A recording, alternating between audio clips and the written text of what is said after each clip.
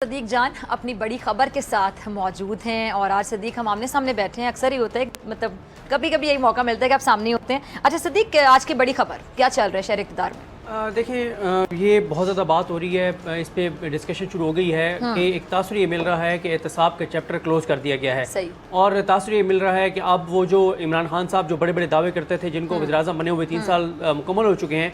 कि वो कहते थे कि एहतसाब होगा, लूटा हुआ पैसा वापस लाएंगे, तो एक तासुर ये मिल रहा है कि अब वो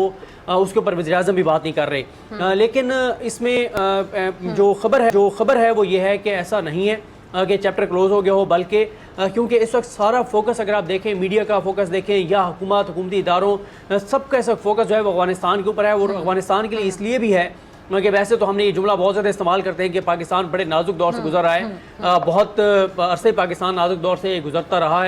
है और अल्लाह करे कि जल्द हम इस सूरत हाल से निकलें। लेकिन बहरहाल ये कंसर्न था पाकिस्तान का कि हमें पहले से नज़र आ रहा था कि ये कुछ होगा अमेरिका के साथ जो हुआ, और जिस तरह से वो वहाँ से निकले, और फिर ये बहरहाल कोई एक्सपेक्ट नहीं कर रहा था, उनकी एजेंसीज को भी नहीं अंदाज़ा था कि उनकी लाई हुई हुकूमत इतनी जल्दी चली जाएगी। और पाकिस्तान को ये खौफ और ख़तरा था, अभी भी खदशात हैं कि पाकिस्तान को कुर्बानी का बकरा ना बनाया जाए और इल्ज़ाम ना दिया जाए, इसलिए सारा फोकस वहाँ पर नज़र आता है। लेकिन जो प्राइम मिनिस्टर पाकिस्तान इमरान खान साहब हैं वो बिल्कुल कंसर्न हैं, और आप देखेंगी कि जैसे ये थोड़ी सी तवज्जो कम होगी अफगानिस्तान के ऊपर से और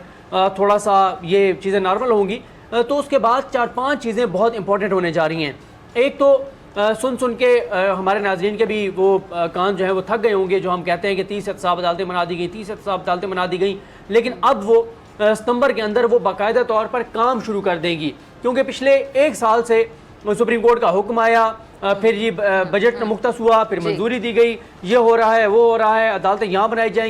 जाएंगी, ये जजेस होंगे, नाम सजेस्ट हो रहे हैं, नाम फाइनल हो जाएंगे, और सितंबर में बाकायदा तौर पर 30 एहतसाब अदालतें काम इस तरह से शुरू कर देंगी कि बाकायदा जजेस बैठ जाएंगे और समातों का आगाज़ हो जाएगा। दूसरा यह है कि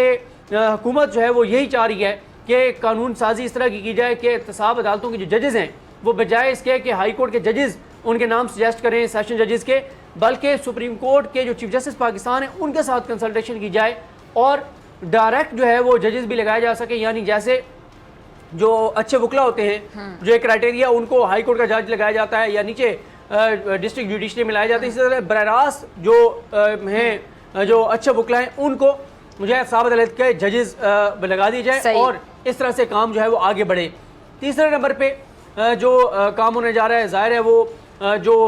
FIA है उसको बहुत एक्टिव किया हुआ था, और FIA के पास इस वक्त जो सबसे बड़ा केस है वो तो है शहबाज शरीफ साहब का। उस हवाले से भी जो सितंबर है वो शहबाज शरीफ साहब के लिए स्तंभकर हो सकता है। उसकी वजह यह है कि जो कैसर नज़ीर भट्ट साहब हैं, जो नए जज हैं जो बैंकिंग कोर्ट के, उन्होंने वाजे कर दिया है कि कोई तारीख नहीं दी जाएगी और सितंबर में उसके ऊपर फाइनल बहस होगी शहबाज शरीफ साहब के मामले के ऊपर। इस प्रोग्राम में हम मुसलसल शहबाज शरीफ साहब के हवाले से अपने नाज़रीन को आगाह करते रहे हैं कि उनका केस क्या है। फेक अकाउंट्स खोले गए, 25 अरब ट्रांजैक्शंस हैं, जो छोटे मुलाजमीन हैं, जो उनके जो बड़ी कम तनख्वाहों वाले हैं, उनके नाम पे अकाउंट्स खोले गए, पैसे जमा हुए, बाहर गए, बाहर से पाकिस्तान आए। सलमान शहबाज का किरदार था, सलमान शहबाज पाकिस्तान से फरार हो गए। अब हमजा शहबाज और शहबाज शरीफ से बार बार पूछा जा रहा है, वो जवाब नहीं दे रहे। अब वो गए हुए हैं जमानत लेने के लिए, जमानत कबल गिरफ्तारी लेने के लिए। उनको अबूरी जमानत तो दे रखी है कोर्ट ने, लेकिन अब उसके ऊपर फाइनल डिस्कशन होगी, और जो जवाब जमा कराया है FIA ने वो बहुत खतरनाक है शहबाज शरीफ के लिए और हमजा शहबाज के लिए,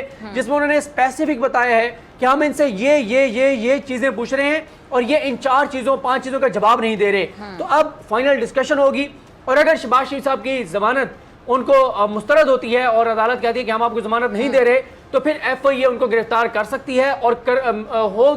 होगी भी सही गिरफ्तारी। उसकी रीजन ये है कि शहबाज शरीफ साहब कुछ बताने को तैयार नहीं है। पूछा उनसे कुछ जा रहा है, बताते वो कुछ हैं, और उनसे पूछा ये जा रहा है कि आप ये बताएं कि ये जो बंदा है उसका नाम बताकर कहा गया है कि इस बंदे के अकाउंट में इतने पैसे आए और ये पैसे होते होते आपके अकाउंट में आए, आपके से क्या ताल्लुक है? वो इसके जवाब नहीं देते। उनसे पूछा जा रहा है कि ये फलां अकाउंट जो है इससे पैसे निकलवाए सलमान शहबाज ने, फलां वो गाड़ी में बैठे, गाड़ी का ये रंग था, वो इस जगह पे गए, इस घर में गए, या उन्होंने वो पैसा फलां के हवाले किया, उसने जाके इस अकाउंट में जमा कराए। इससे ज्यादा सदीक एक अहम सवाल ये कि अगर शहबाज शरीफ साहब के खिलाफ ये जो शिकंजा तंग हो जाता है,